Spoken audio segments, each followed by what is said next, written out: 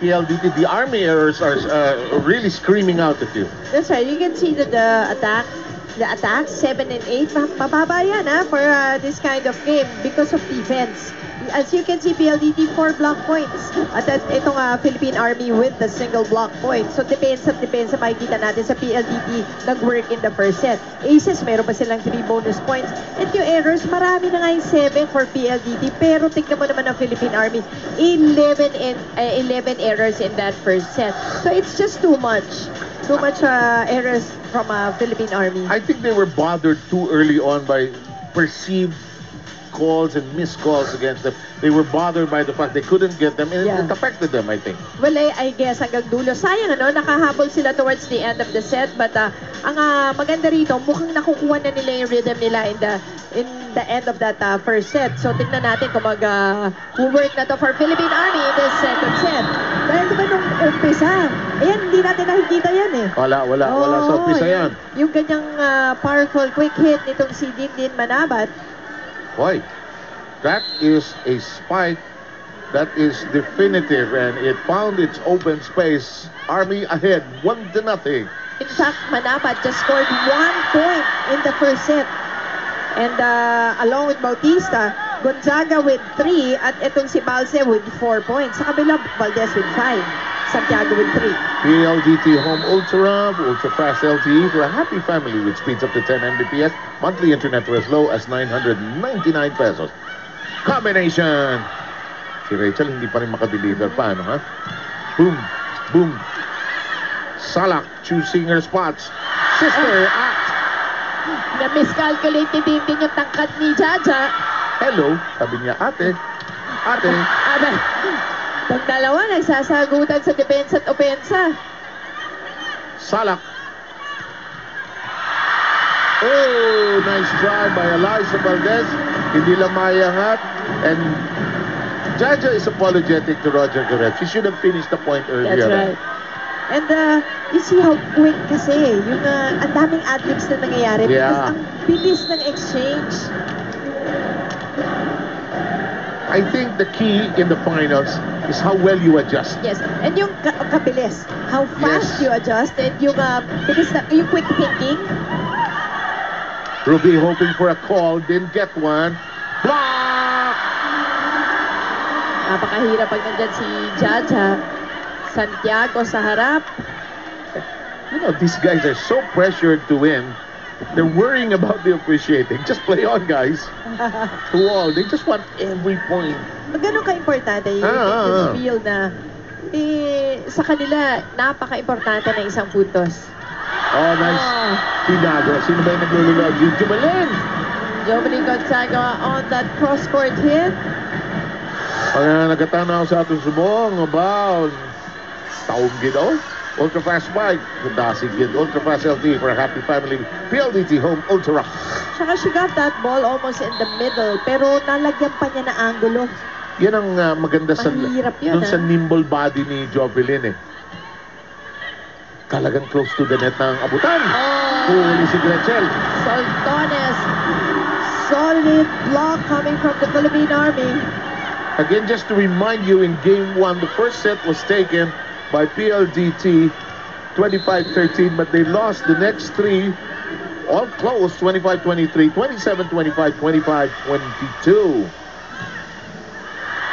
Hala, ano ba sabi ni Rachel? Ano ba Bumabaksak yung bola. It was really a long ball. Hindi sumasalok, ano? Hindi bumabaksak Yan ang hirap pagkargado. Can float away. Yun pala yun. Sa tama ng bola. Samantala, ito si Jaja. Tatanong sa atin kung ano award niyo kanina. Ano sagot ko? Binibining San Juan Arena. Ano finally ang kanyang award? Andiyan kay Mac yung award May best, middle blocker ba? Hitter yata siya. Blocker natin si Riri. Si Meneses, no? Yes, si Riri Meneses. Valdez, of course, was named as the most valuable player. Drop by Eliza. We'll go through them when we have a break. In the meantime, Eliza back row long. Si Jaja pala, second best middle blocker. So number 1 middle blocker, I see Marivic Menezes. Marivic, huh? If it's fun family pizza, it's gotta be Shakey's. Glad you're with us watching this live on GMA News TV. Seth Sarmenta, Mosey Ravena, and Rina Villamor. Nice dump, but anticipated. Salah Herbertson. It goes over the net. Palo, huli. Reset, Salah. Sino pa palo? Free ball given to PLDT. Nako! Pero sayang yung free ball. Miscue on the side. Miscue, counter miscue, ano? Si Tina pumadyak doon sa kabila, eh. Mali ang basa niya, mali ang pakiramdam niya. Rachel is a bit out of sorts, ha? Nung last game pa nga, sabi niya nga parang burnt out na yung katawan niya. But she's still trying. Sabi nga niya, babawi daw siya. But Gonzaga, wide on that serve. Tanda naman yung at-first errors ng Army. Just hunting them in this championship series. Alam mo kung minsan, kung if you're breathing hard, it affects your serve also, eh. You're too excited. Unlike a spike when you're full throttle, parang tumitake off ka. May adrenaline rush. Iba kasing level, eh. Kaya siguro si Gretchen, pinanindigan niya na itong jump serve niya. Long and out. Just too much. And Coach Rico de Guzman was saying, dapat yung pangalawang bola pa lang kay Gonzaga na. It was too far out for Dina Salang to run after. Pero inabutan pa rin nga ni Dina. 5-7 is the tally here. Gretchen Soltones, the dancing queen of Philippine volleyball. Marcel gets it to right. And we are at the technical timeout. And we shall take a break. You're watching the Shakey's Billy.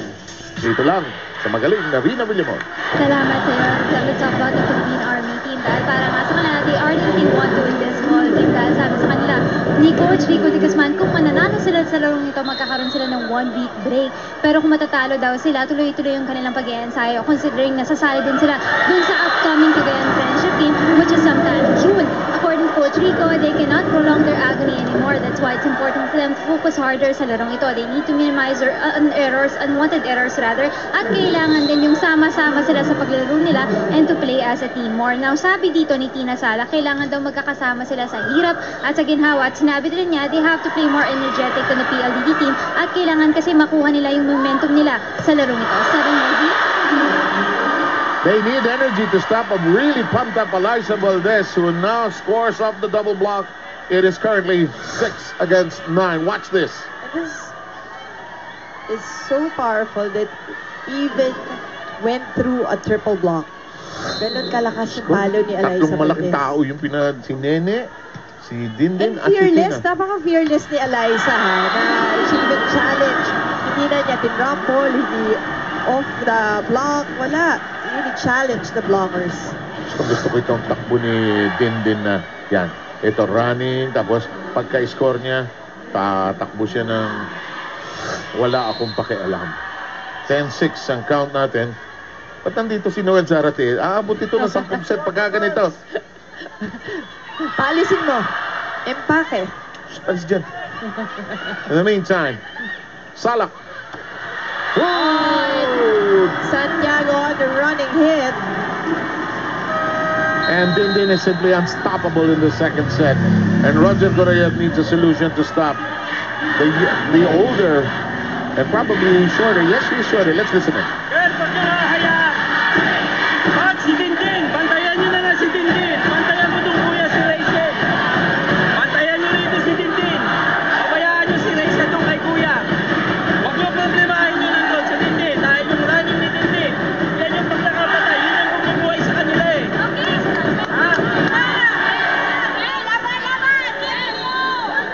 Tama naman si Roger Gorayev. Medyo hindi nakaka-buelo si Rachel Andakis today. Si ano naman, ang kailangan bantayan nila, si Dindin. Yun yung adjustment na minimension mo kanina. Yun pala yun. Kailangan mabilis. Mikasa, ang official ball ng Shakey's V-League. Ang serbisyo nasa kamay ni Nene Bautista. Mukhang malakas, Pantone brings it up. To the other direction, Valdez fires. 11-6 count, Salak. Dakis, Dindin. Pantone is now covering well. Down on the ground it goes, but it's still alive. Soltones. Valdez. Dakis. They lift it up. Longest exchange. Haba ng ating rally. Utusan kaya ito si Noel bumili na ng pizza. And you know, I like how the setters are you were thinking nila inside the court, but Tina Salak once again vivid on that call, on that o bakit non-call, diba? Sinasabi ba niya check? Tina's been very, very persistent about the check balls. I think she should let go because it's really a hard call to make. I know she wants every point, but let's see. Referees are giving Tina the benefit of the doubt as captain. Tina in her veteran smarts also knows she should not let it all go. Mahirap na yun. Just to remember, yan nga yung role niya dito sa team na to. Let me do the complaining, but we gotta simmer down. And siya yung nagpapasettle. Remember. And Soriano into the net. That sprain, whatever that injury is still there. Hindi siya makalift, ano? Well, in fact, Kaya yung believe ako brace that niya, she's able to play. Yun na yung very commendable, diba? Yung mga players natin dito. Lalo na they know it's the championship. Oh, they wanna play. It's the final. These are games you don't miss. 12-7, this is what you live for. And Precious Soltones letting that go, but Tina Salak getting the spot. Slip in concentration. Playable. And now Valdez trying to calm down the younger Soltones. 13-7 second set. First set, in case you just joined us, went to PLDT at 25-16. Pantone, graceful lift up. Yes, on target. Sergio Santiago this time on the open hit. A little bit of an angle. Here's our MVP of the conference. That's 35 points kahit talo, no?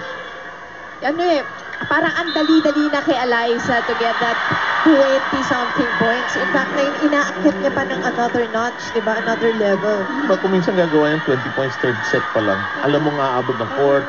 Diba, how many more can she score? It is now 9-13. First serves earlier. And that goes in. Ganyan-ganyan yung ginawa ni Tina Salak kanina. This time it's Eliza Valdez. She had a string earlier wherein they were up 9-6 and suddenly they were up 15-6, anchored mostly on the serve of Eliza Valdez. Wow. Once again, Eliza Valdez getting another point, getting an ace. Hindi kargadong-kargado, no? But just enough for you to mess up your mind on the other end. Let's listen in.